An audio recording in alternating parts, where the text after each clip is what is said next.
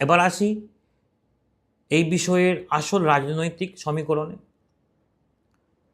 যে কোনো নির্বাচনে রাজনৈতিক দলগুলোর জন্য সবচেয়ে বড় চ্যালেঞ্জ হলো তরুণ ভোটারদের ক্ষোভ, যাকে আমরা পলিটিক্যাল ভাষায় বলি অ্যান্টি ইনকামবেন্সি। কাজ না পাওয়ার হতাশা থেকে তরুণদের মনে সরকারের প্রতি যে তীব্র ক্ষোভ তৈরি হয়, সাধারণত দলগুলো কি করে জানেন? ভোটের আগে ঘোষণা করে আমরা ক্ষমতায় এলে 5 লক্ষ বা 10 লক্ষ সরকারি চাকরি দেব। কিন্তু আমরা সবাই জানি সরকারি চাকরি সংখ্যা সীমিত।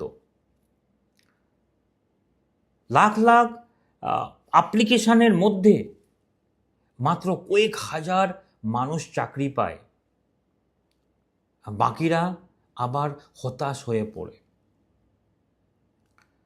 এখানেই দরকার একটি রাজনৈতিক